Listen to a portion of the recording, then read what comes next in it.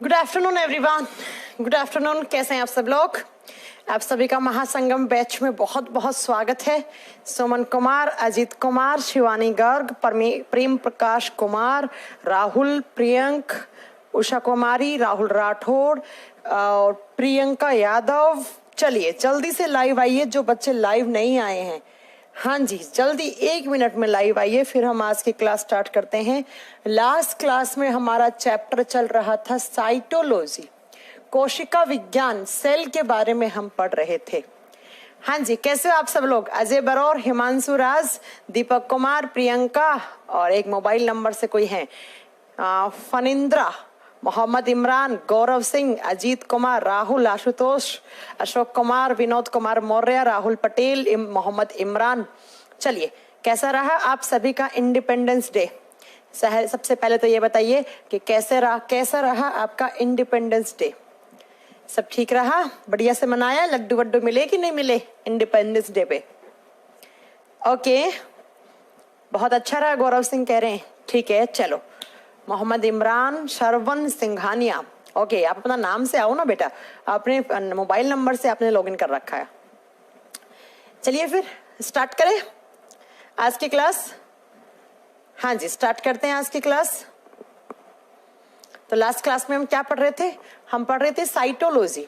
और last class में हम क्या पढ़ रहा था? साइटोलॉजी में हम पढ़े थे बच्चों कि जितने भी एक सेल के अंदर ऑर्गेनलीज होते हैं, सेल ऑर्गेनली के बारे में पढ़ा था, कोशिकांग पढ़े थे।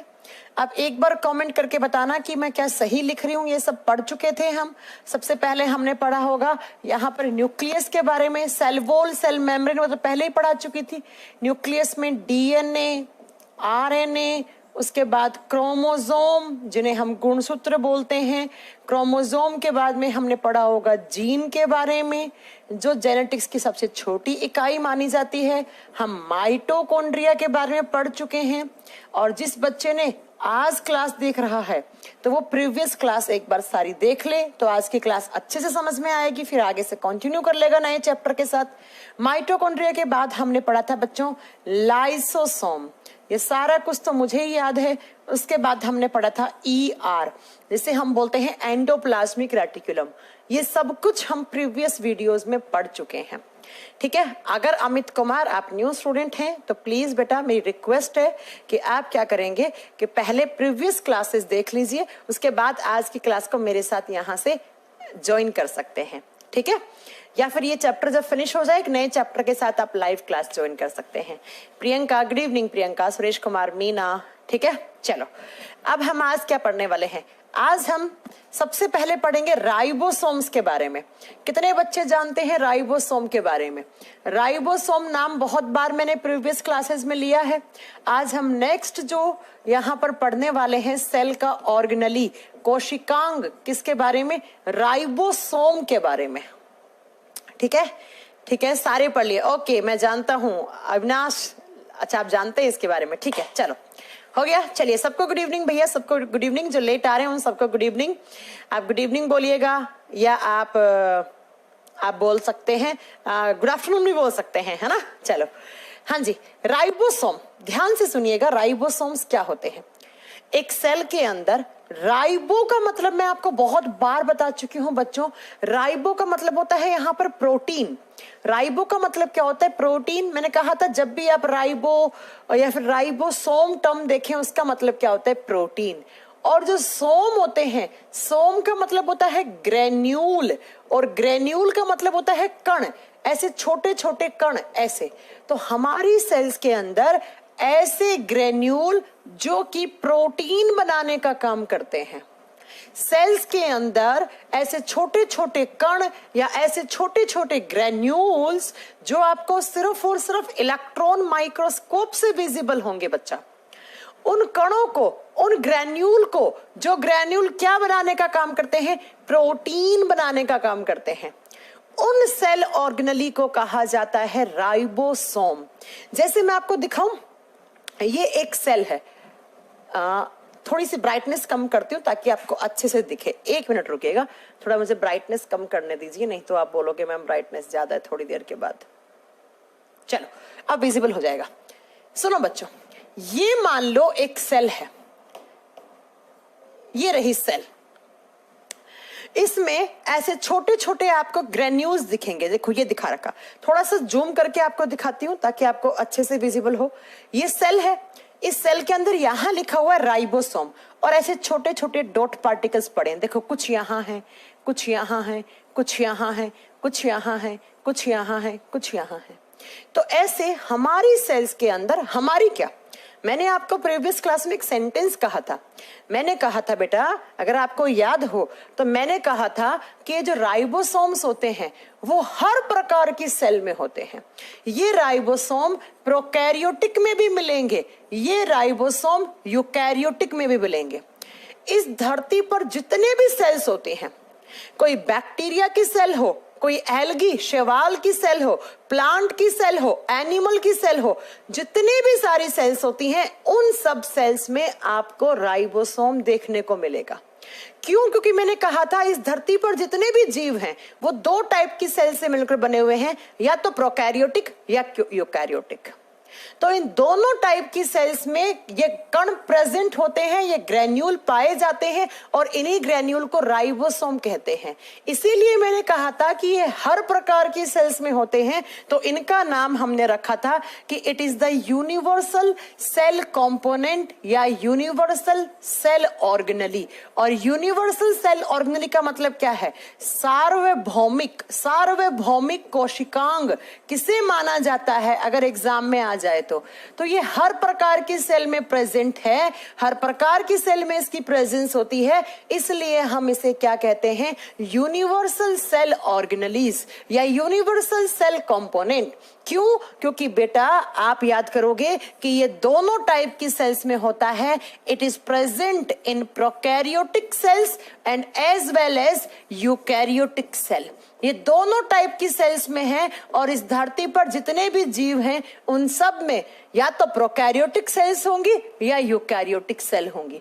इसका मतलब आप ये कहना चाह रही हैं मैम कि राइबोसोम किसी भी बैक्टीरिया की सेल में होगा? यस, बिल्कुल राइबोसोम होगा। किसी एल्गी बोले तो शैवाल, शैवालों की सेल्स में भी होता है, जीवाणुओं की सेल्स में भी होता है, प्लांट सेल में भी होता है। आप इनमें से किसी की भी सेल उठा लेना, एनिमल सेल में भी होता है, ह्यूमन सेल में भी होता है। सारी की सारी प्रकार की सेल्स में राइबोसोम आपको देखने को मिलेगा। यह हर जगह अपनी प्रेजेंस शो करता है, इसीलिए इसे यूनिवर्सल सेल ऑर्गेनेली या यूनिवर्सल सेल कंपोनेंट माना जाता है। ठीक है, हाँ जी, बिल्कुल लाइव क्लास है। जो बच्चा पूछ रहा है यहाँ पर प्रॉपर तरीके से लाइव क्लास है। 5 बजे मैं यहाँ पर साइंस लेती हूँ, लेकिन आप पढ़ने नहीं आते वो बात अलग है, आप बहुत दिनों बाद लाइव देख रहे होंगे वो बात अलग है। ठीक है, चलो सुनो। तो ये प्रोटीन बनाने वाली फैक्ट्री, ये प्रोटीन बनाने वाले ग्रेन्यूल हैं। जब बात करते हैं इनकी डिस्कवरी से, बच्चों डिस्कवरी से क्वेश्चन कभी कभी आ जाता है कि राइबोसोम की खोज किसने की, माइटोकॉन्ड्रिया की खोज किसने की, लाइसोसोम की खोज किसने की, ऐसे क्वेश्चन एग्जाम में आते हैं। अब मेरी बात को जरा ध्यान से सुनना कि इसकी डिस्कवरी की थी पैलेड नाम के साइंटिस्ट ने। कौन से साइंटिस्ट ने? पैलेड नाम के वैज्ञानिक ने इसकी खोज की। और पैलेड जी ने क्या कहा?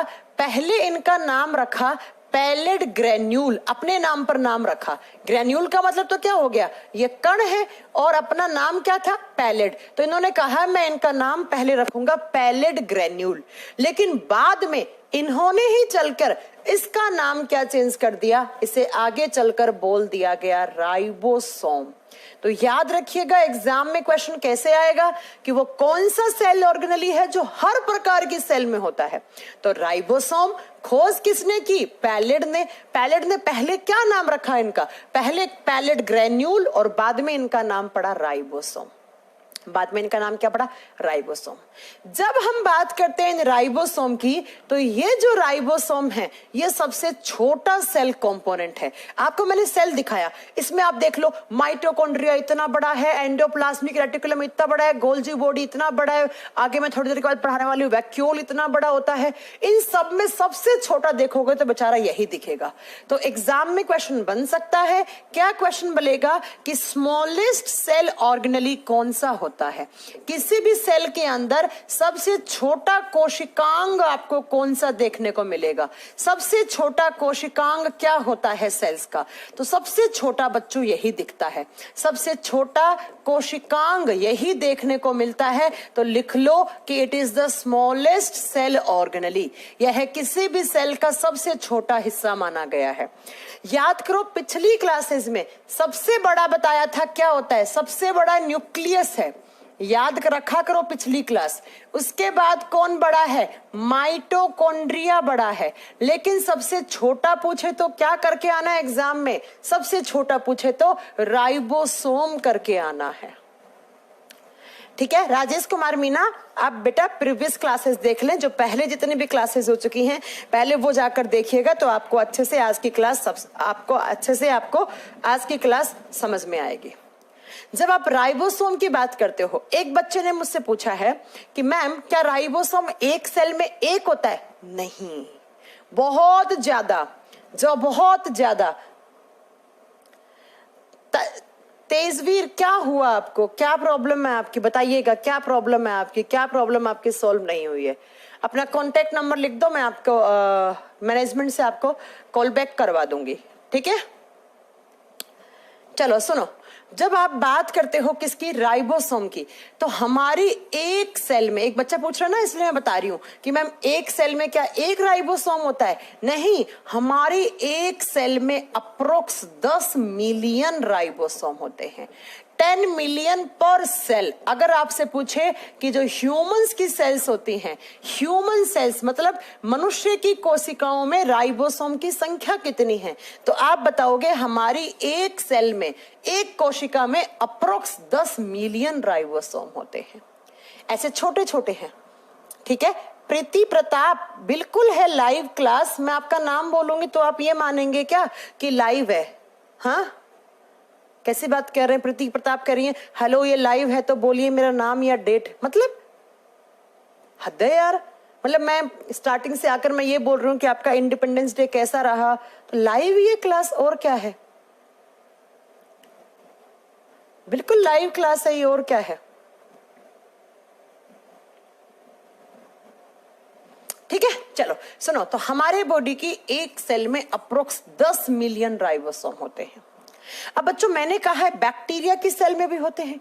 एक बैक्टीरिया है, आगे चलकर आपको मालूम चलेगा इस बैक्टीरिया के बारे में, जिसका नाम है इस्चेरिया कोलाई बैक्टीरिया। क्या नाम है इसका? इस्चेरिया कोलाई, और शॉर्ट फॉर्म में इसे लिखा जाता है ई कोलाई बैक्टीरिया। और इस बैक्टीरिया की एक सेल में अप्रोक्स 10,000 राइबोसोम पाए जाते हैं।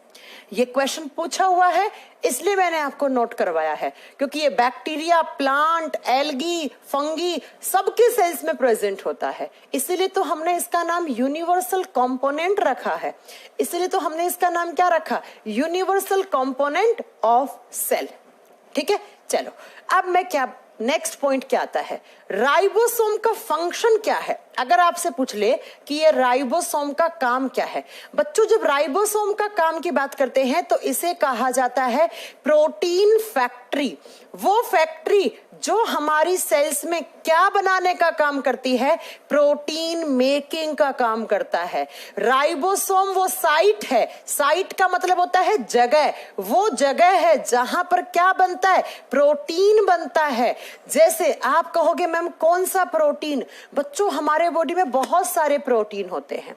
कुछ तो ऐसे प्रोटीन होते हैं जो आप डाइट की फॉर्म में, जब आप खाना खाते हैं तब उस समय आप ले लेते हैं, लेकिन कुछ प्रोटीन हैं जो अपने बॉडी के अंदर बनते हैं। जैसे आपके बालों में प्रोटीन है केराटिन, वो आपकी बॉडी में बनता है। आपकी स्किन में होता है कोलेजिन, आपकी हड्डियों में होता है ओसिन प्रोटीन।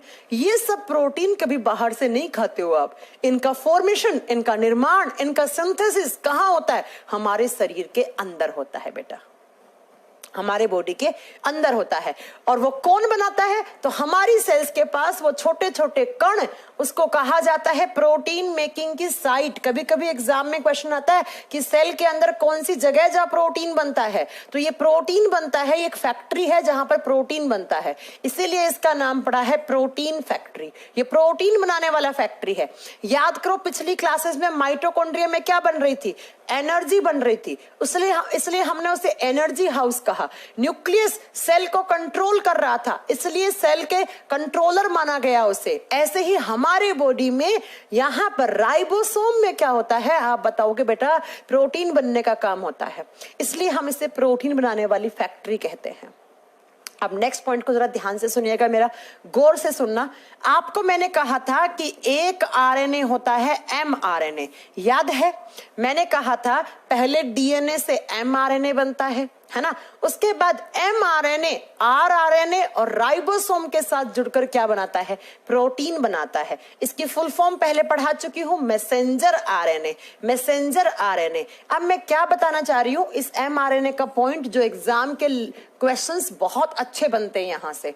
जो मैं बोल रही हूं उसको ध्यान से सुनिएगा, कमेंट सेक्शन पे ध्यान मत दो, कमेंट मत करो। अब कोई कह रहा है मेरे नोट्स नहीं बन पा रहे हैं, इससे ज्यादा अच्छे से नोट्स कोई नहीं बना सकता, आपको कोई नहीं बनवा सकता, ठीक है? अपने आप नोट्स बनाइए, या मैंने जो नोट्स दिए हैं वो बढ़िया तरीके से आप उसको प्रिंट आउट निकाल के और क्लास में आप उसको भी पढ़ सकते हैं। अगर एक एक बच्चे को नोट्स लिखवाने लग गई तो 2 साल में बैच खत्म होएगा, 2 साल में बैच खत्म होएगा, तो ये नहीं हो सकता, ठीक है? ऑनलाइन आपने शायद पहली बार बैच परचेज किया होगा, लेकिन मैंने बहुत सारे बच्चों को पढ़ा रखा है। ऐसे ही पढ़ाया जाता है। आपके पास वीडियो को आप कितनी भी बार देखो, आपके पास कोई रेस्ट्रिक्शंस नहीं है। नोट्स खुद से प्रिपेयर करो, खुद से लिखी हुई चीज बहुत जल्दी आपके ब्रेन में स्टोर होती है बेटा। अब आओ यहां पर, जब हम बात करते हैं इस राइबोसोम की, तो राइबोसोम 2 प्रकार का होता है, 2 टाइप्स ऑफ राइबोसोम्स। मैंने कहा था ना जब राइबोसोम आएगा तो मैं आपको पढ़ाऊंगी, है ना? तो राइबोसोम 2 टाइप का होता है, एक होता है 70S राइबोसोम, एक होता है 80S राइबोसोम। आज मैं इस S का खुलासा करने वाली हूं कि इस S का मतलब क्या होता है। इस S के 2 मतलब होते हैं, या तो इसे बोलते हैं स्वेडबर्ग, या इसी S का मीनिंग होता है सेडिमेंटेशन कोफिशिएंट। सेडिमेंटेशन कोफिशिएंट, इस S का मतलब क्या है बच्चों? इस S का मतलब क्या होता है? आपने सेल के राइबोसोम को उठाया, एक राइबोसोम लिया 70S टाइप का, एक लिया 80S टाइप का, और उन्हें एक सॉल्यूशन के अंदर डाला, और एक छोटी सी ट्यूब होती है, उस ट्यूब के अंदर डालकर एक मशीन होता है जिसे कहा जाता है सेंट्रीफ्यूगेशन मशीन। आप में से जो साइंस वाले स्टूडेंट होंगे, किसी ने बायोटेक किया हो, किसी ने एमएससी किया होगा, उसने पक्का देखी होगी लैब में। बायोलॉजी वाली लैब में क्या होता है आप बताओगे कि बायोलॉजी वाली लैब में एक मशीन होती है जिसे बोलते हैं सेडिमेंटेशन, जिसे बोलते हैं सेंट्रीफ्यूगेशन मशीन। उसके अंदर बहुत तेज तेज तेज उस ट्यूब के अंदर राइबोसोम डालते हैं, दोनों टाइप के, और ऐसे घुमाते हैं। 1000 चक्कर कटाएंगे, 4000 चक्कर कटाएंगे। फिर क्या होगा, जो हैवी वाला राइबोसोम होगा वो क्या करेगा, उस सॉल्यूशन के नीचे जाकर यहां पर बेस पर जाकर चिपक जाएगा, और जो लाइट होगा वो सॉल्यूशन में ऊपर ऐसे फ्लोट करेगा, तैरेगा। तो जिस स्पीड के साथ जो राइबोसोम पहले ऊपर आ जाएगा या जो राइबोसोम नीचे पेंदे में चला गया, उसी को मेजर करने के लिए जो यूनिट होती है उसे बोला जाता है सेडिमेंटेशन कोफिशिएंट या स्वेडबर्ग। कौन से राइबोसोम को कितना जल्दी आप सेंट्रीफ्यूज करके या तो उसे सॉल्यूशन के ऊपर ऐसे फ्लोट करवा सकते हैं, या उसके पेंदे में नीचे ले जाकर आप उसे हैवी करके नीचे बैठा सकते हैं, उसको कहा जाता है सेडिमेंटेशन कोफिशिएंट या स्वेडबर्ग। हिंदी में सेम नाम है बच्चों, इसे स्वेडबर्ग कहा जाएगा या सेडिमेंटेशन कोफिशिएंट कहा जाएगा। बाकी एग्जाम में किसी एग्जाम में आज तक क्वेश्चन नहीं आया कि एस का मीनिंग क्या है, बस आपको जनरल नॉलेज के लिए मैंने बता दिया है। अब एग्जाम में क्वेश्चन क्या आते हैं कि राइबोसोम कितने टाइप का होता है, तो राइबोसोम 2 टाइप का होता है, एक होता है 70S राइबोसोम, एक होता है 80S। आपको याद होगा अच्छे से, मैंने इसके एग्जाम्पल बताए थे। मैंने कहा था 70S राइबोसोम किसमें होता है, जितने भी सारे बैक्टीरिया हैं, जीवाणु हैं आपके आसपास या इस यूनिवर्स में, उन सब में 70S प्रकार का राइबोसोम है। लेकिन 80S प्रकार का राइबोसोम किस में होता है? जितने भी प्लांट सेल हैं, पादप कोशिकाएं हैं आपके चारों तरफ, प्लांट के अंदर भी 80S होता है। जितनी भी एनिमल सेल होती हैं, गाय की, भैंस की, ह्यूमन बॉडी, जितनी भी सारी जंतु कोशिका हैं, उन सब में 80S टाइप का राइबोसोम होता है। उसके अलावा जितनी भी फंगी सेल है, फंगी सेल का मतलब होता है कवक कोशिकाएं, जो कवक है उनकी कोशिकाओं में। एल्गी सेल है, एल्गी का मतलब होता है शैवाल, इन सब की सेल्स में किस प्रकार का राइबोसोम होता है? 80S टाइप का राइबोसोम होता है। लेकिन याद करोगे कि बैक्टीरिया में 70S, और याद करो मैंने कहा था कि हमारे बॉडी में होता है माइटोकॉन्ड्रिया।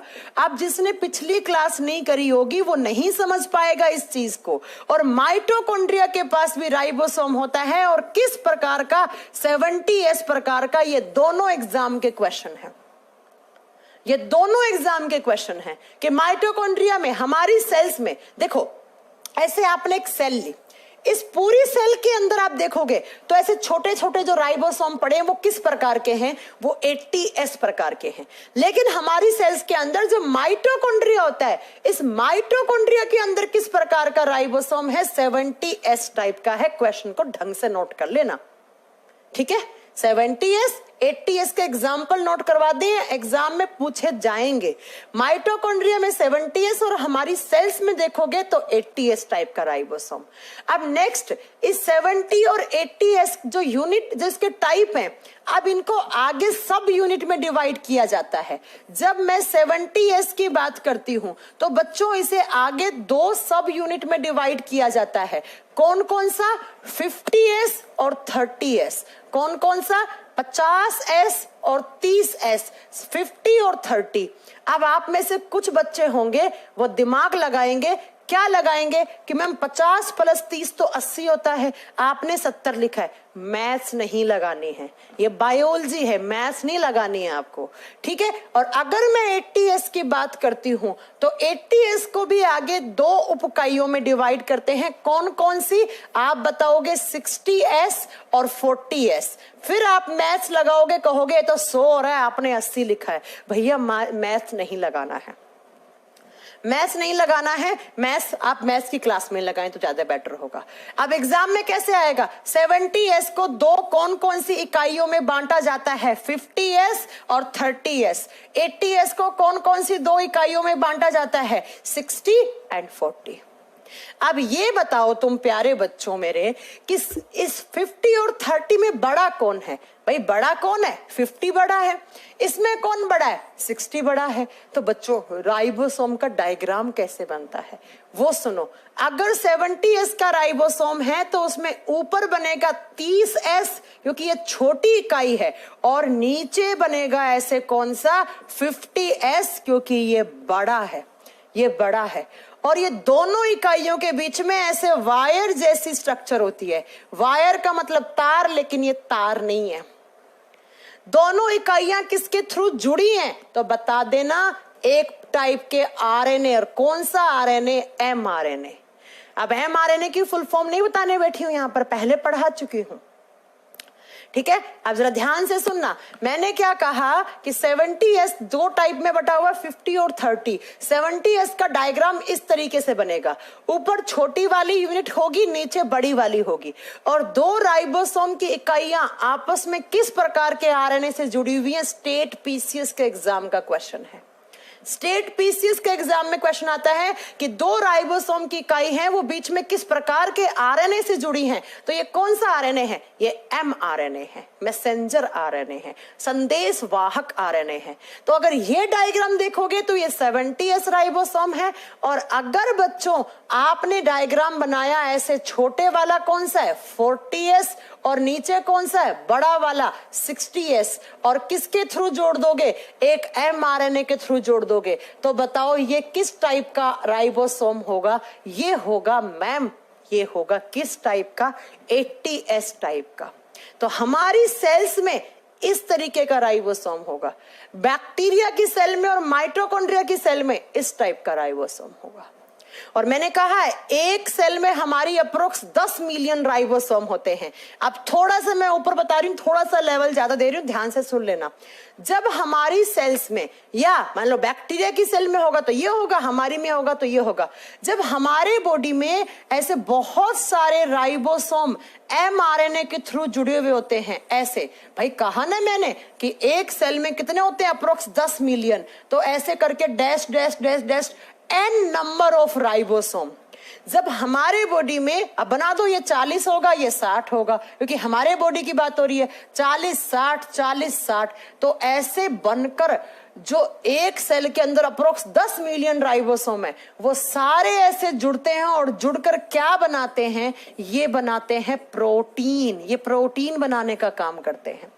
लेकिन जब हमारे बॉडी में बहुत सारे राइबोसोम की सब यूनिट किसके थ्रू जुड़ी हुई होती है, mRNA के थ्रू, तो इस स्ट्रक्चर को नाम दिया जाता है पोलिसोम।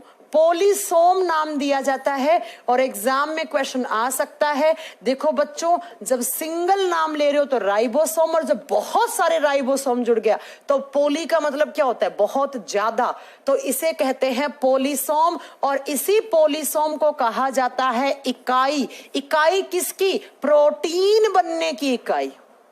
ये एग्जाम का क्वेश्चन है, ये एग्जाम का क्वेश्चन है।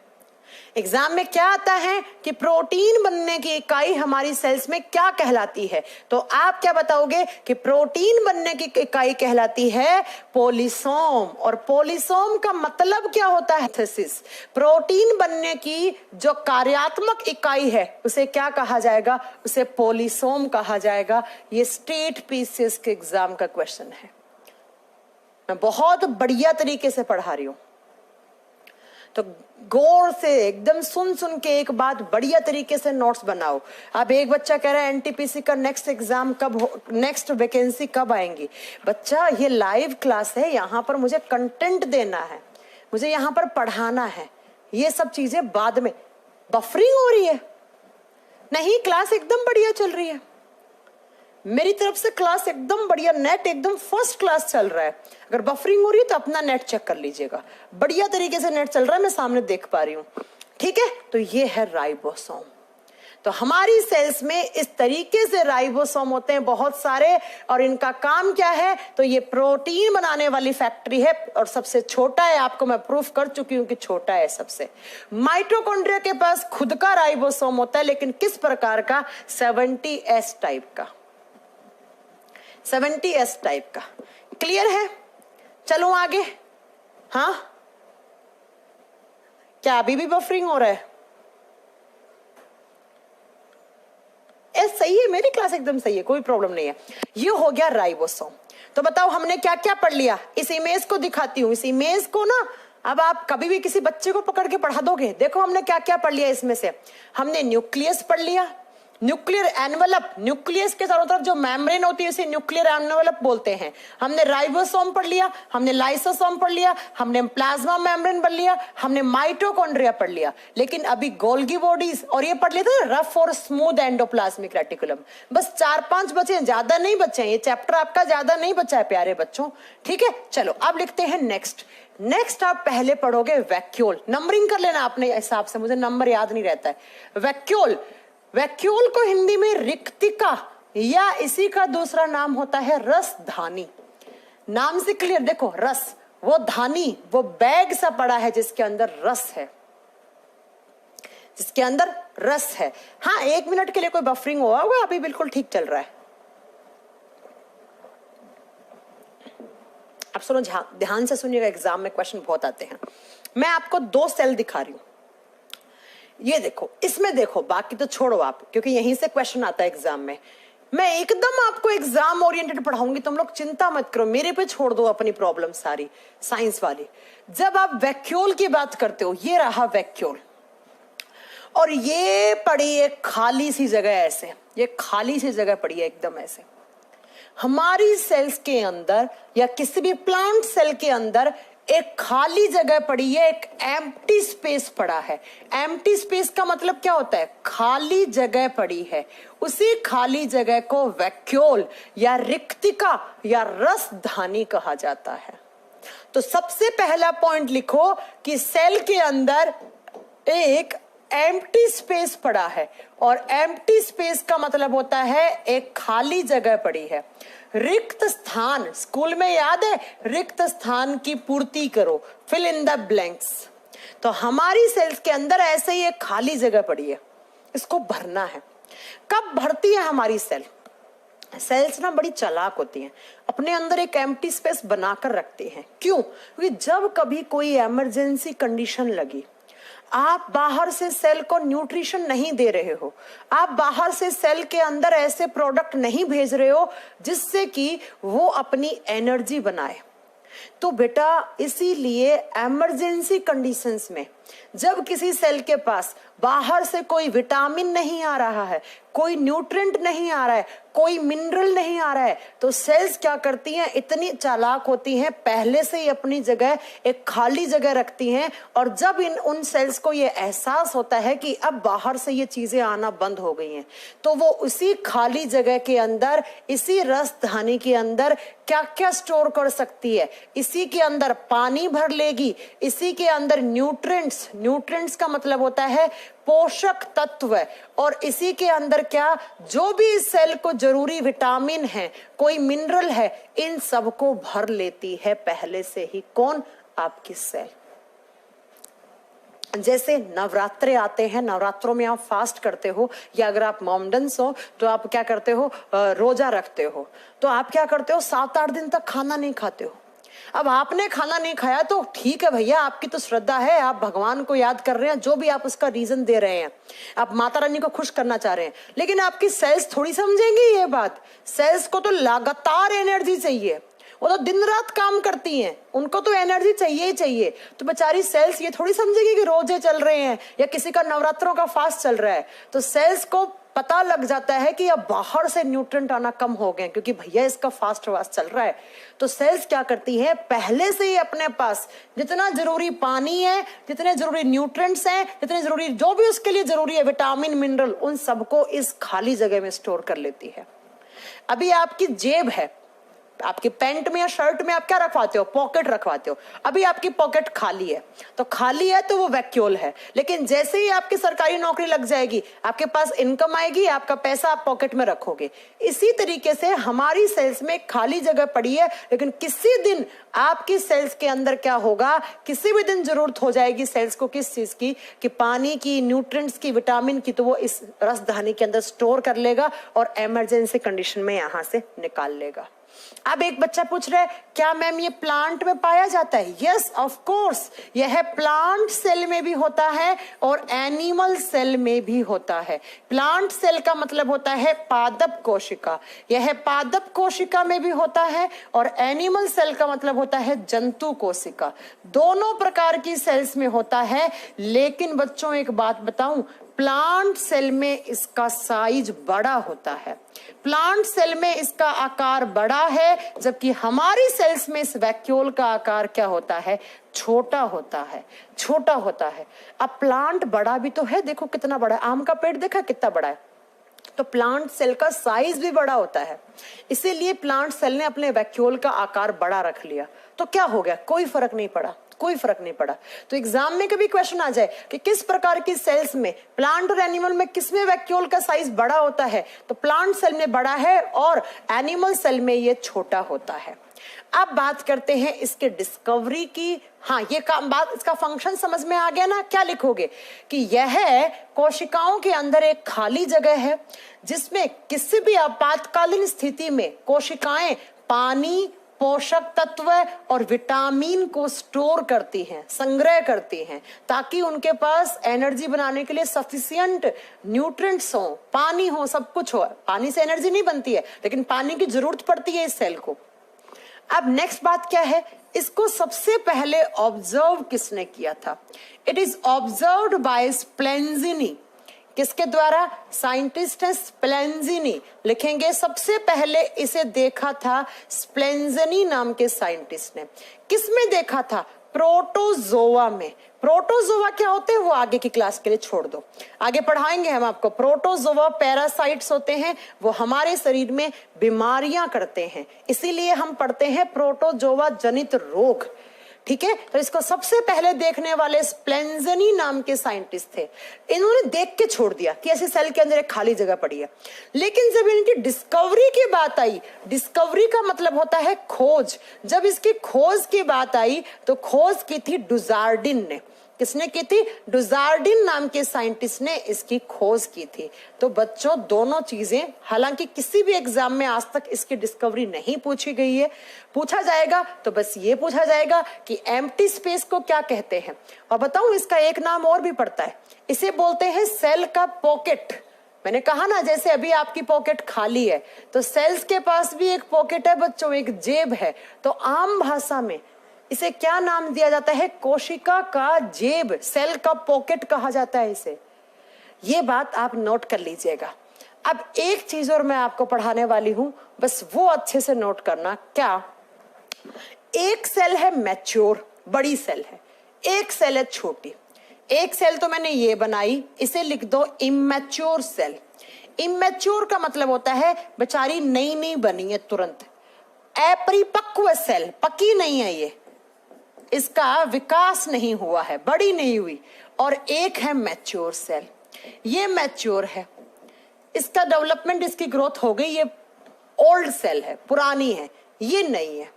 जब इमैच्योर सेल्स की बात करते हो तो इमैच्योर सेल में वैक्यूल नंबर में बहुत ज्यादा होते हैं। ऐसे नंबर में क्या है? ज्यादा, मतलब बहुत सारे नंबर में मिलेंगे, लेकिन इसका साइज क्या है? साइज छोटा होता है। लेकिन जैसे जैसे ये इमैच्योर सेल बड़ी होती जाएगी तो ये छोटे छोटे वैक्यूल्स आपस में जुड़ते जाएंगे और जुड़कर ऐसे बड़े से बन जाएगा। बड़ा एक या बड़ा सा दो बन जाएंगे। तो इमैच्योर सेल में नंबर में ज्यादा थे, साइज में छोटे थे, बाद में ये जुड़कर एक बड़ा सा वैक्यूल बन गए हैं। तो भैया नंबर में क्या हो गया? एक मैच्योर सेल में कम, और साइज में क्या हो गया? ये बड़ा हो गया। तो एग्जाम में क्वेश्चन आ सकता है कि एक मैच्योर और इमैच्योर सेल में जो वैक्यूल है उसमें नंबर किस में ज्यादा होगा? तो नंबर में ज्यादा होती हैं किस में? आप बताओगे बेटा इमैच्योर सेल में, लेकिन साइज में बड़ी और नंबर में कम होती हैं एक मैच्योर सेल में। जब नया नया बना है ना तो उसमें बिल्कुल बिल्कुल बेटा गार्नियर जो है ना, गार्नियर, पप्पू कुमार मेरी बात को थोड़ा ध्यान से सुनना। गार्नियर ने सबसे पहले एनिमल सेल में ऑब्जर्व किया था, और जो श्वोन है उन्होंने सबसे पहले प्लांट सेल में ऑब्जर्व किया था। ठीक है पप्पू कुमार जी, मैंने आपका डाउट क्लियर कर दिया है, मैंने आपका डाउट क्लियर कर दिया पप्पू कुमार जी। ठीक है, तो इमैच्योर सेल जो नया बना उसमें नंबर में ज्यादा है, बाद में ये जुड़कर एक बड़ा सा बना लेते हैं। अब आप कहोगे मैम दिखाओ, तो ये देखो ना प्लांट सेल का, ये रहा प्लांट सेल का क्या? वैक्यूल रहा, वैक्यूल रहा। ठीक है, चले अब नेक्स्ट एक पॉइंट और याद रखना। ये जो वैक्यूल है इसके चारों तरफ एक मेम्ब्रेन लगी हुई होती है। ऐसे मेम्ब्रेन तो लगानी पड़ेगी ना, नहीं तो ये थैली है फट जाएगी, और फटने से सारा का सारा रस बाहर आ जाएगा। अब रस का मतलब ये नहीं है कोई जूस किसी का गन्ने का, या रस का मतलब ये नहीं है कि कोई रूबजा, है ना। रस का मतलब है कि इसके अंदर जो भी वाटर, जो भी मिनरल्स, जो भी न्यूट्रिएंट्स, जो भी विटामिन है वो सब है इसके अंदर। तो इसको प्रोटेक्शन देने के लिए इस वैक्यूल के चारों तरफ एक मेम्ब्रेन रहती है, और इसी मेम्ब्रेन का नाम क्या होता है? इसे कहा जाता है टोनोप्लास्ट मेम्ब्रेन, या सिर्फ टोनोप्लास्ट लिख लो। तो कभी एग्जाम में क्वेश्चन आ जाए कि भैया टोनोप्लास्ट क्या है, तो घबराना नहीं है। टोनोप्लास्ट क्या होता है? वैक्यूल के चारों तरफ वैक्यूल को सुरक्षा देने के लिए, प्रोटेक्शन देने के लिए एक मेम्ब्रेन लगी हुई होती है, उसी मेम्ब्रेन को टोनोप्लास्ट कहा जाता है। ये इस वैक्यूल के चारों तरफ पाए जाने वाली एक झिल्ली है। जैसे मैंने बताया था सेल्स के चारों तरफ होती है वो सेल मेम्ब्रेन होती है, जो न्यूक्लियस के चारों तरफ होती है वो न्यूक्लियर मेम्ब्रेन होती है। ऐसे ही टोनोप्लास्ट किसे बोलेंगे? जो वैक्यूल के चारों तरफ एक मेम्ब्रेन है उसे टोनोप्लास्ट, उसे टोनोप्लास्ट कहा जाता है। क्लियर है? बस इतने पॉइंट आपको वैक्यूल के बारे में नोट करने हैं, इससे ज्यादा आपको वैक्यूल के बारे में कुछ भी याद नहीं करना है। समझ में आ गया? तो क्या पढ़ लिया हमने? वैक्यूल पढ़ लिया। नेक्स्ट आपने क्या पढ़ लिया बच्चों? किसके बारे में पढ़ लिया आपने इससे पहले? राइबोसोम के बारे में पढ़ लिया। अब चलेंगे हम नेक्स्ट कंपोनेंट की तरफ, जिससे बहुत सारे क्वेश्चन आते हैं एग्जाम में। इसे अच्छे से नोट करना। कौन कौन से? तो नेक्स्ट नंबर, कितना नंबर हो गया? 9 नंबर, 10 नंबर, जो भी नंबर है बच्चों, मुझे नंबर नहीं याद रहता है, आप खुद से लिख लेना। क्लोरोप्लास्ट, नेक्स्ट सेल ऑर्गेनेली है क्लोरोप्लास्ट, जिसे हम क्या बोलते हैं? हरित लवक। हरित लवक। अच्छा, क्लोरोप्लास्ट नहीं, आप बिल्कुल बेसिक से पढ़ो, ये छोड़ो, आप लिखो प्लास्टिड। बाद में पढ़ाते हैं कि प्लास्टिड के टाइप होते हैं क्लोरोप्लास्ट। आप लिखो प्लास्टिड, जिसे हिंदी में कहा जाता है लवक। प्लास्टिक मत लिख लेना, प्लास्टिड, लवक। और ये प्लास्टिड क्या होते हैं? ये प्लास्टिड सिर्फ और सिर्फ प्लांट सेल में प्रेजेंट होते हैं। Plastids only present in a plant cell. ये सिर्फ पादप कोशिकाओं में पाए जाते हैं, हमारे बॉडी में ये नहीं होते हैं। देखो, ये एक प्लांट सेल है, ये एनिमल सेल है। ये प्लांट है जो हरी दिख रही है, ये एनिमल है। इसमें आपको कहीं पर भी ढूंढ लो, आपको प्लास्टिड या क्लोरोप्लास्ट नाम की कोई चीज नहीं दिखेगी। लेकिन जैसे ही आप यहां दिखोगे, जैसे ही आप यहां देखोगे, तो यहां पर आपको दिखेगा प्लास्टिड या क्लोरोप्लास्ट। ये रहा, क्योंकि प्लास्टिड का टाइप ही होता है क्लोरोप्लास्ट। ये रहा हरे रंग वाला, इसे बोलते हैं क्लोरोप्लास्ट। तो सबसे पहला पॉइंट तो आपको क्या लिखना है कि ये सिर्फ और सिर्फ प्लांट सेल में प्रेजेंट होते हैं, ये पादप कोशिकाओं में पाए जाते हैं। जबकि अगर आपसे पूछ ले कि एनिमल सेल में क्या ये प्रेजेंट होते हैं, आप बताओगे ये जंतु कोशिकाओं में अनुपस्थित होते हैं। It is absent in animal cell but present in plant cell. अब प्लांट में मैम क्यों होते हैं? क्योंकि प्लांट को ये क्या देते हैं? कलर। कलर का मतलब होता है रंग। प्लांट सेल के अंदर जो रंग होते हैं, जो कलर होते हैं, उन्हें देने का काम करता है। आपने देखा होगा एक प्लांट के ऊपर जैसे बहुत सारे फल लगते हैं, बहुत सारे फूल लगते हैं। गुलाब के फूल का अलग रंग है, गेंदे के फूल का अलग रंग है, सूरजमुखी के फूल का अलग रंग है, गुड़हल के पौधे का अलग रंग है। गुलाब में भी पिंक गुलाब आता है, रेड गुलाब आता है, ब्लैक रोज भी आता है, पता है आप लोगों को। और ऐसे ही फ्रूट, जो फल मिल रहे हैं, तो फल में देखो सेब का अलग कलर होगा, आम का अलग कलर होगा। सब्जियां मिल रही हैं, हरी मिर्च का अलग कलर है, टमाटर का अलग कलर है। तो बच्चों क्या होता है, जरा ध्यान से सुनिएगा मैं क्या कहना चाह रही हूँ। एक प्लांट के अंदर जितने भी आप कलर देखते हो, जितने भी आप रंग बिरंगे फूल देखते हो, जितने भी आप रंग बिरंगे फल देखते हो, उन सबको रंग देने वाला कलरिंग पार्ट, प्लांट सेल का कलरिंग पार्ट होता है। कलर देने वाला पार्ट कौन सा होता है? प्लास्टिड। अब हमारी सेल्स में क्यों नहीं है?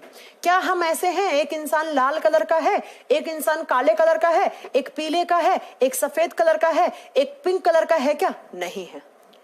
अच्छा हुआ हम लोगों में नहीं है ये। अगर होते तो पता है कैसे होते तुम सब लोग? एक पिंक होता है, एक काला होता है, एक नीला होता है, एक भूरा होता है, एक लाल होता। तो आपकी मम्मी क्या कहती?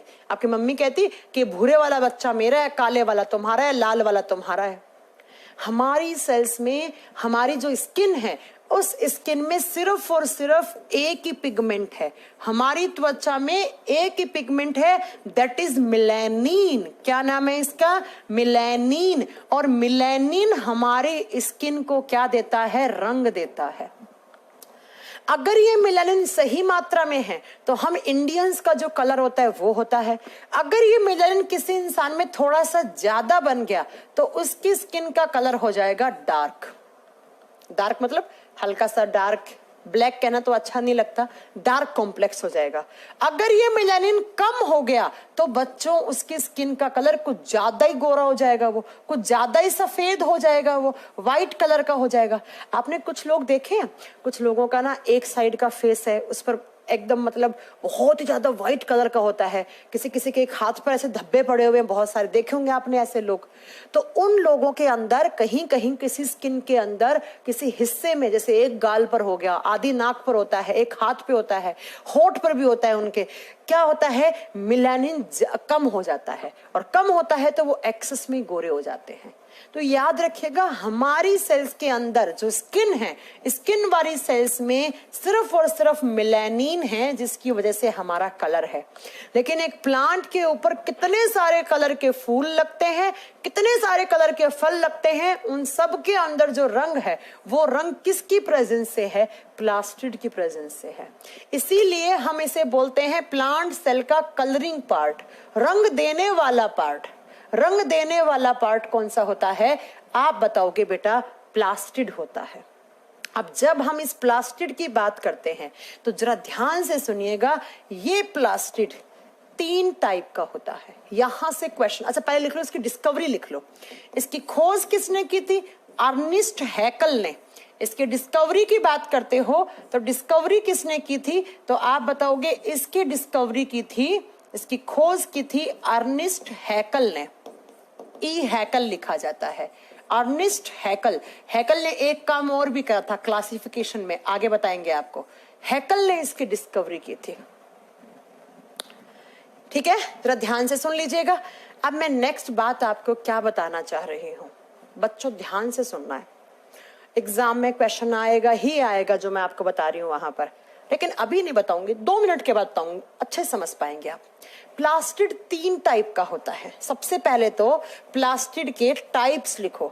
There are 3 types of plastids. लवक 3 प्रकार के होते हैं। कौन कौन से, सबसे पहले तो नाम ही याद कर लो, यही आपके लिए बहुत बड़ी बात है। सबसे पहला आता है क्लोरोप्लास्ट। क्लोरोप्लास्ट हिंदी में कहा जाता है हरित लवक, हरे रंग वाले लवक। दूसरा आता है प्यारे बच्चों क्रोमोप्लास्ट, और क्रोमोप्लास्ट को हिंदी में या तो क्रोमोप्लास्ट ही लिखा हुआ आएगा या इसे बोलेंगे वर्णी लवक, वर्णी लवक, या क्रोमोप्लास्ट भी हो सकता है हिंदी में। और 3 नंबर पे आता है, उसे कहा जाता है ल्यूकोप्लास्ट, और हिंदी में कहा जाता है श्वेत वर्णक। श्वेत का मतलब होता है सफेद, जो सफेद रंग देने का काम करते हैं। प्लास्टिड्स 3 टाइप के होते हैं, क्रोमोप्लास्ट, क्लोरोप्लास्ट एंड ल्यूकोप्लास्ट। सबसे पहले तो इनके नाम ही याद कर लोगे, हरित लवक, वर्णी लवक, श्वेत वर्णक। अब जरा ध्यान से सुनिएगा जो मैं बताने वाली हूं। ये प्लास्टिड जो क्लोरोप्लास्ट है, इनके पास एक ग्रीन कलर का पिगमेंट्स होता है। किस कलर का, क्लोरोप्लास्ट के पास हरे रंग के क्या होते हैं, पिगमेंट्स होते हैं। हरे रंग के पिगमेंट्स, और पिगमेंट का मतलब होता है वर्णक। पिगमेंट का मतलब जो कलर देने का काम करे। जैसे मैंने कहा ना मिलानिन पिगमेंट है, ऐसे आगे आप बहुत सारे पिगमेंट्स पढ़ोगे। तो क्या होता है, पिगमेंट का मतलब होता है बच्चों, पिगमेंट का मतलब जो कलर देने का काम करता है। तो किसी प्लांट सेल के अंदर जो क्लोरोप्लास्ट है, उस क्लोरोप्लास्ट के अंदर ग्रीन कलर के पिगमेंट्स होते हैं, हरे रंग के पिगमेंट्स होते हैं। उन्हें क्या कहा जाता है, उन्हें कहा जाता है बच्चों क्लोरोफिल। उन्हें कहा जाता है क्लोरोफिल। तो ये क्लोरोफिल प्लांट को कौन सा कलर देता है, chlorophyll provide green colour to all parts of plant. अब ऑल का मतलब क्या है, जहां जहां ग्रीन कलर देखते हो एक प्लांट के अंदर, कहां कहां देखते हो जरा बताओ। ग्रीन कलर का क्या दिखता है आपको, हरे कलर का एक प्लांट के अंदर क्या दिखता है, तो आप लिखोगे कहां कहां प्रेजेंट होता है। ये सबसे ज्यादा प्रेजेंट होता है लीफ में। एक प्लांट के पत्ते किस रंग के दिखते हैं, हरे रंग के, और हरे रंग कौन देता है, क्लोरोफिल। क्लोरोफिल किस में है, क्लोरोप्लास्ट में है। ठीक है, दूसरा आपको एक प्लांट के हरे रंग के और क्या दिख सकते हैं, फ्रूट्स दिख सकते हैं, फल दिख सकते हैं, जैसे हरी सब्जियां, जैसे हरी मिर्च आती है। टमाटर जब कच्चे होते हैं तो वो लाइट ग्रीन कलर के होते हैं। तो ये कहाँ प्रेजेंट है, ये फ्रूट्स में भी प्रेजेंट है, फलों में भी है, और फ्लावर भी हो सकते हैं ग्रीन कलर के, कोई बड़ी बात नहीं है। फ्लावर का मतलब क्या हो गया, फूल। लेकिन याद रखना सबसे ज्यादा कहाँ होते हैं, लीफ में, उसके बाद होते हैं फ्रूट्स में, उसके बाद होते हैं फ्लावर में। तो एक प्लांट के अंदर जो भी आपको हरे रंग की चीज दिख रही है, उन सब में आपको तुरंत समझ जाना है कि ग्रीन कलर के पिगमेंट्स हैं, और कौन से पिगमेंट्स हैं, क्लोरोफिल। इसका मतलब मैम प्लांट सेल के अंदर जो हरा रंग देने का काम करता है, वो हरा रंग कौन देता है? आप क्या बताओगे? क्लोरोप्लास्ट देता है, क्लोरोप्लास्ट देता है।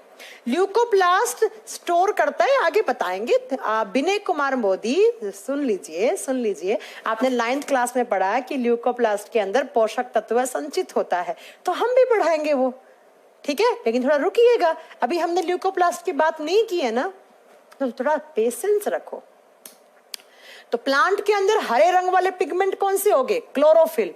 क्लोरोफिल किस प्रकार के प्लास्टिड के पास है? तो बताओ किस प्रकार के? क्लोरोप्लास्ट के पास है, क्लोरोप्लास्ट। हाँ, स्टेम में हो सकता है, जो छोटे छोटे प्लांट होते हैं ना, बेबी स्टेम जिन्हें बोलते हैं, उनके अंदर हल्का फुल्का ये प्रेजेंट हो सकता है, ठीक है। तो ये प्लांट की लीफ में सबसे ज्यादा होता है, प्लांट के पत्तों में ज्यादा होता है। अब बच्चों, एक तो इस क्लोरोफिल ने क्या कर दिया? हरा रंग दे दिया। और दूसरा जो इसका काम है ना, ये क्लोरोफिल पिगमेंट्स काम में आते हैं एक प्रोसेस में। और कौन सी प्रोसेस? फोटोसिंथेसिस। फोटोसिंथेसिस को कहा जाता है प्रकाश संश्लेषण की प्रक्रिया। क्लोरोफिल पढ़ा होगा आपने कि ये प्रकाश संश्लेषण की प्रोसेस में हेल्पफुल होते हैं। प्रकाश संश्लेषण की प्रोसेस में क्लोरोफिल पिगमेंट्स काम में आते हैं, ये फोटोसिंथेसिस में भी काम में आते हैं। अब सुनते हैं हम क्या कि ये फोटोसिंथेसिस क्या होता है। देखो, डिटेल में पढ़ाऊंगी जब मैं आपको बॉटनी पढ़ाऊंगी, अभी थोड़ा सा समराइज करके पढ़ा रही हूँ, सुनिएगा, थोड़ा सा समराइज करके। एक केमिकल रिएक्शन होती है। मैंने बताया था आपको इंट्रोडक्शन में कि जो प्लांट्स होते हैं वो अपना खाना खुद बनाते हैं, वो अपना खाना खुद बनाते हैं, वो अपने अंदर ही खाना बनाते हैं। खाना बोले तो ग्लूकोज। खाने का मतलब ये नहीं दाल रोटी खाएंगे, चिकन मटन खाएंगे, अंडा खाएंगे, ये नहीं होता खाने का मतलब है ना, ठीक है। खाने का मतलब है ग्लूकोज। प्लांट्स अपना खाना खुद बनाते हैं क्योंकि वो ऑटोट्रोप्स होते हैं, वो स्वपोषी होते हैं। और अपने अंदर जिस प्रोसेस के थ्रू खाना बनाते हैं, खाना मतलब ग्लूकोज, जिस प्रोसेस के थ्रू ग्लूकोज का फॉर्मेशन करते हैं उसे फोटोसिंथेसिस कहा जाता है। अब फोटोसिंथेसिस क्या होता है? एक केमिकल रिएक्शन लिख रही हूं। पेड़ पौधे अपने चारों तरफ के वातावरण से कार्बन डाइऑक्साइड लेकर उसे किसके साथ जोड़ते हैं? पानी के साथ। ये कार्बन डाइऑक्साइड कहां से आया है? प्लांट्स के चारों तरफ की जो सराउंडिंग्स है, जिसे आप वातावरण बोलते हो, जिसे आप सराउंडिंग्स या एनवायरनमेंट बोलते हो, उसमें एयर है और उस एयर में CO2 है। उस CO2 को लिया पेड़ पौधों ने मिट्टी से, जड़ों से। जड़ों का काम क्या होता है? पानी लेना। तो जो जड़ें होती हैं, रूट्स, उन्होंने क्या किया? पानी का एब्जॉर्प्शन किया, पानी का अवशोषण किया। और करके किस किस की प्रेजेंस में? सनलाइट, सूर्य के प्रकाश, और साथ में कौन से पिगमेंट? ग्रीन कलर के पिगमेंट्स, जिन्हें हम क्या बोलते हैं? क्लोरोफिल पिगमेंट की प्रेजेंस में अपना फूड बनाते हैं। और फूड पहले लिख रखा है, क्या बनाते हैं? C6H12O6, बोले तो ग्लूकोज। और साथ में ऑक्सीजन बनता है और साथ में कुछ पानी के मॉलिक्यूल भी रिलीज होते हैं। ये जो मैंने एक आपके सामने जो रिएक्शन लिखी है ना, इस रिएक्शन को कहा जाता है फोटोसिंथेटिक रिएक्शन। इसे क्या कहा जाता है? Photosynthetic reaction. हिंदी में कहा जाता है प्रकाश संश्लेषी अभिक्रिया। हिंदी में क्या कहा जाता है? प्रकाश संश्लेषी अभिक्रिया। और ये जो पूरा का पूरा प्रोसेस है फूड बनने का, ये जो पूरा एक प्रोसेस है ऐसे कि भैया वातावरण से CO2 को लिया, फिर जड़ों से पानी को लिया, फिर सनलाइट को अब्सॉर्ब किया, क्लोरोफिल को लगाया यहाँ पर, तब जाकर ये चीज बनी। तो इस पूरी प्रोसेस को क्या कहा जाता है? इस पूरी प्रक्रिया को क्या कहा जाता है? फोटोसिंथेसिस, प्रकाश संश्लेषण की प्रक्रिया। अब इसे आप बैलेंस कर दो। बैलेंस करना आपने स्कूल में सीखा होगा, यहाँ 6 या 12, तो यहाँ 12 है तो यहाँ से 6 निकल जाएगा। तो बच्चों, क्लोरोफिल किसके अंदर होते हैं? क्लोरोप्लास्ट के अंदर। इसका मतलब मैम ये एक प्लांट सेल है और इसके अंदर यहाँ क्लोरोप्लास्ट है, तो इस क्लोरोप्लास्ट के अंदर क्या हो रहा होगा? इसके अंदर फोटोसिंथेसिस की प्रोसेस होती है। यही एग्जाम का क्वेश्चन है कि भैया प्रकाश संश्लेषण की प्रक्रिया कहाँ होती है? क्लोरोप्लास्ट में होती है। क्यों? क्योंकि क्लोरोप्लास्ट के ऊपर साफ सीधी सीधी भाषा में मैंने लिखा हुआ है कि हरे रंग वाले पिगमेंट है, कौन से? क्लोरोफिल है। और यही क्लोरोफिल कहाँ काम आते हैं? फोटोसिंथेसिस की प्रोसेस के अंदर काम में आते हैं। तो बताओ मुझे कि अब जरा ध्यान से सुनो, वातावरण से कार्बन डाइऑक्साइड को लिया, मिट्टी से पानी को लिया, सूर्य का प्रकाश और क्लोरोफिल की प्रेजेंस में ये इसका प्लांट का खाना हो गया। लिखा ना, ग्लूकोज खाना है। ये ऑक्सीजन प्लांट्स क्या कर देंगे? बाहर कर देंगे, आउट कर देंगे। और पानी फिर से कहां चला जाएगा? जड़ों में चला जाएगा। अब मेरी बात को जरा ध्यान से सुनो, इस केमिकल रिएक्शन को फोटोसिंथेटिक रिएक्शन, और ये जो प्रोसेस है इसे क्या बोल रहे हैं हम? फोटोसिंथेसिस। अब एग्जाम में कभी भी आपसे क्वेश्चन आ गया कि पेड़ पौधे किस प्रोसेस के थ्रू खाना बनाते हैं? फोटोसिंथेसिस। ये फोटोसिंथेसिस कहां का होता है? आप क्या बताओगे?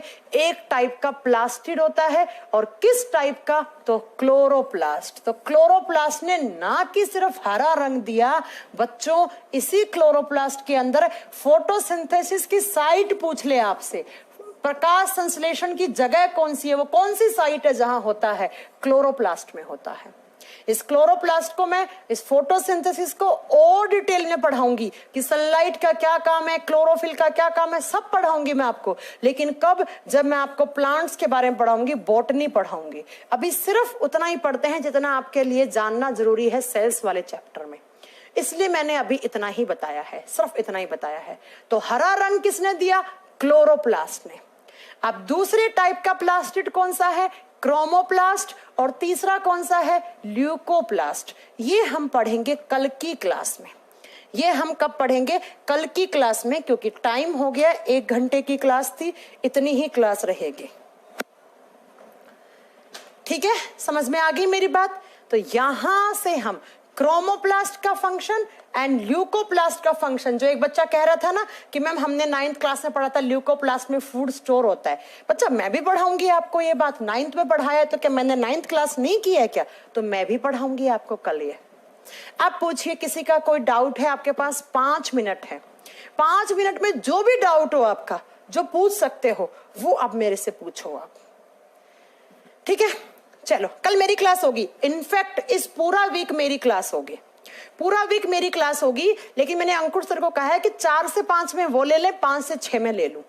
मैं पूरा लूंगी 5 से 6, लेकिन अंकुर सर से मैं बात करती हूँ। मैंने आज उनको बोला भी था ले लो क्लास, लेकिन बोले कि 4 से 5 में मुझे कहीं जाना है आज डॉक्टर वॉक्टर के, तो उन्होंने नहीं लिया। ठीक है, लेकिन मैं अंकुर सर से रिक्वेस्ट करती हूँ कि सर मैं 5 से 6 पूरा वीक मेरी क्लास चलने दो, ताकि मैं इस चैप्टर को फिनिश करूं और नया चैप्टर स्टार्ट करूं। और अंकुर सर को बोलती हूँ कि अंकुर सर आप 4 से 5 में ले लो, तो ज्यादा अच्छा रहेगा। मैं इसलिए पूरा वीक लूंगी, मंडे से फ्राइडे 5 दिन लूंगी लगातार, क्योंकि सैटरडे को मुझे घर जाना है, क्योंकि इतवार का रक्षाबंधन है और रक्षाबंधन में तो हर बहन अपने भाई को राखी बांधने घर जाती ही जाती है। इसलिए मैं इस पूरा सप्ताह में क्लास लूंगी आपकी, क्योंकि मेरा घर जयपुर में है तो यहां से मुझे जाना भी पड़ेगा। चलो, अब कोई किसी प्रकार का कोई आपका डाउट हो मेरे से पूछो। मैम 10 बजे वाली क्लास में पीडीएफ के साथ आंसर की भी अपलोड कीजिए करे। अच्छा ठीक है, ओके। तेजवीर कह रहे मैं प्रॉब्लम 1 साल से। क्या प्रॉब्लम है आप बताओ तो सही, क्या प्रॉब्लम है? हाँ, उसके बाद धीरज कुमार कह रहे हैं नॉर्मली सेल में किस टाइप का डीएनए? डबल हेलिक्स डीएनए पाया जाता है हमारी सेल्स में। ठीक है, चलो। आशीष मोहम्मद, अनिश मोहम्मद आप कह रहे हैं प्लीज। बेटा क्या प्लीज? ठीक है, इसके अलावा काना करें आज क्लास होगी क्या? क्लास तो खत्म हो गई है। मैम इतने कम रुपए में बैच उपलब्ध करवाने के लिए धन्यवाद, थैंक यू सो मच। आप बच्चों के लिए हमेशा मैं और टाइम्स की पूरी टीम आप लोगों के लिए साथ है। ठीक है, चलो और क्या पूछ रहे हैं? ओके मोहम्मद, मिस्टर प्रमोद गौर, ठीक है। मेरे फादर को कैंसर हो गया है तेजवीर। अच्छा, आपकी ये प्रॉब्लम है, कैंसर हो गया है आपके पापा को। किस टाइप का कैंसर है और कौन सी स्टेज में चल रहा है कैंसर? तब मैं आपकी कोई वो हेल्प कर पाऊंगी। मैम आपसे केमिस्ट्री की क्लास लेना है। बेटा आप इंक्वायरी नंबर पे फोन करो, मैं टीचर हूं, मुझे पढ़ाने दो। पॉलिटी कब से शुरू होगा? ज्योग्राफी आपका वीक में 3 दिन स्टार्ट करवा तो दिया, पॉलिटी अभी नहीं करवाएंगे ना। चलो, तो यही है। अच्छा, किसी की अगर फर्स्ट क्लास है तो बच्चों वो मैं कह देती हूँ, आप पहले प्रीवियस क्लास देखो।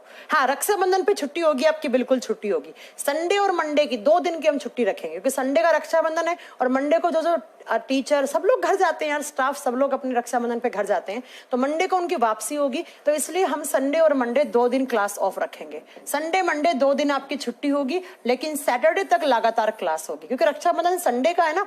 अब यार घर से लौटने में 1 दिन तो लगेगा ना सब टीचर्स को, तो संडे मंडे हम क्लासेस ऑफ रखेंगे on the occasion of Rakshabandhan. ठीक है, बिल्कुल होगा कपिल, बिल्कुल होगा। ठीक है प्यारे बच्चों, इस बात को समझ लेना कि संडे मंडे आपकी क्या रहेगी, छुट्टी रहेगी, और मंडे से फ्राइडे, आज मंडे हो गया, और अब बाकी के 4 दिन मैं ही क्लास लेने वाली हूँ, 5 से 6 आपकी। अंकुर सर से रिक्वेस्ट करूंगी वो 4 से 5 ले लें, तो ताकि आपको खूब साइंस मिले इस सप्ताह में, आपको कोई प्रॉब्लम ना हो। ठीक है, चलो, थैंक यू सो मच आज के लिए। डाउट है तो एक नोटबुक बनाओ डाउट की, जब आप बोलोगे उस दिन मैं डाउट क्लास ले लूंगी और आपके डाउट सारे क्लियर वो कर दूंगी। ठीक है, चलिए बाय बाय, टेक केयर, अपना ध्यान रखिए और अच्छे से रहिए। 2 दिन की छुट्टी होगी, 2 दिन की बिल्कुल छुट्टी होगी, मैंने कह दिया ना। संडे को टीचर घर, शनिवार को निकल जाएंगे सब क्लासेस लेकर, लेकिन मेरा घर दूर है तो मुझे थोड़ा जयपुर जाने में समय भी लगेगा, तो मैं शुक्रवार को आपकी क्लास लेकर 6 साढ़े 6 बजे उसके बाद निकल जाऊंगी। शनिवार को मैं नहीं लूंगी, इतवार को नहीं लूंगी, सोमवार को नहीं लूंगी, मंगलवार से वापस अपनी क्लासेस कंटिन्यू कर लूंगी। चलिए bye bye, take care, thank you so much.